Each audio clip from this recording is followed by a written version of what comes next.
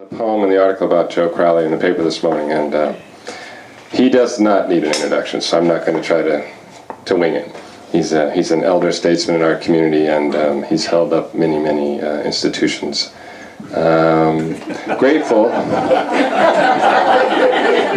that he's chosen poetry over all the other things he could do with the rest of his life. The poem this morning was about baseball, and I said he should have worn a hat, because then, of course, he could have been batting cleanup. Maybe he can borrow one of yours. Let's give our good friend Joe Crowley a warm welcome.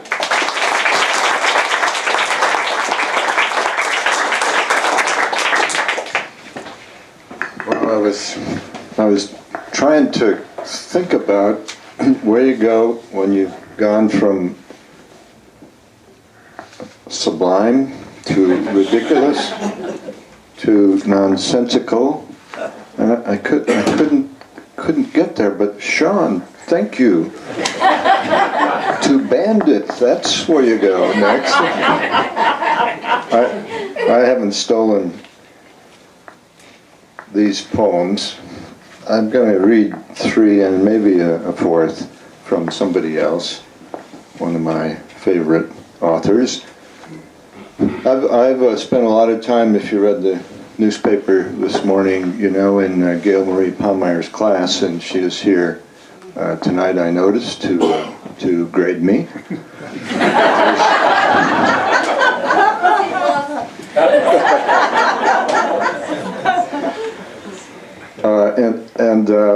One thing I've learned about in my 5 years of trying to get better as a poet is triggers, and so I pulled out these poems that I thought I'd read and got to thinking about the triggers.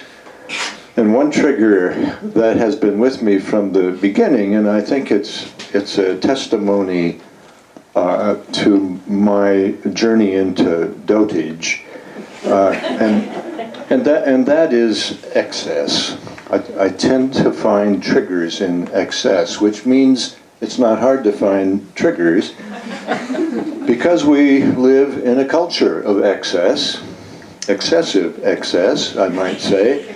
And so a couple of these poems deal with that topic, I hope, relatively gently. And the second one is a more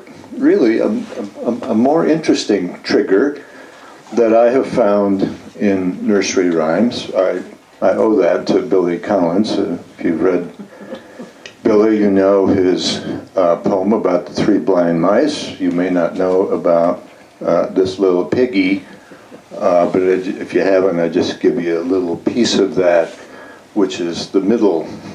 You remember the middle little piggy who ate roast beef? And Billy Collins is the first person I know of to ask why a little piggy would eat roast beef. So the second poem I'll read is drawn from a nursery rhyme. You'll be able to tell which one. This one, apart from dealing what I would think of as excess, although young people I think would not think it excessive, arrived in my head as a result of watching a young fellow in an airport one day a couple of years ago, waiting for his plane, and absolutely surrounded by technology. Handicraft. Cocooned from the cacophony around him, the passenger awaits his flight, abides inside his iPhone, chipmunking thumbs at work on QWERTY. He texts, swipes, tweets, Skypes, flickers, emails, blogs, connects to YouTube, Facebook, LinkedIn, Google Reader. He is in charge. Drafts apps into service, checks weather, calendar, movie listings, tech news, Scrabble games, solitaire. Loves the Tap Tat app.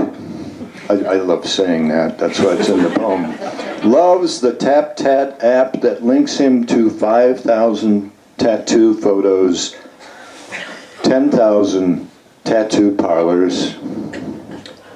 Fingers tire, they need to flex to exercise. Thumbs too, thrust up, waving like antennae on a lobster. He treats them with respect. Attunes the phone to music, dons a headset, plugs in earbuds, ear gels at the ready, enjoys a little rest himself. He is followed by 100,000 fellow tweeters, has 200,453 Facebook friends, all accessible to him at one touch of a button. Still, at times, he needs to talk, to walk about, wear a Bluetooth jawbone on his ear, use military-grade noise assassin technology to kill surrounding sounds. No survivors. Now he elevates his voice, strides purposefully up and down the concourse, posture erect, in command. 10 minutes pass. He stops, adjusts his iPhone grip, fingers now the talons of a hawk holding fast to precious prey. 20 new messages. He responds to all, apologizes for taking so long.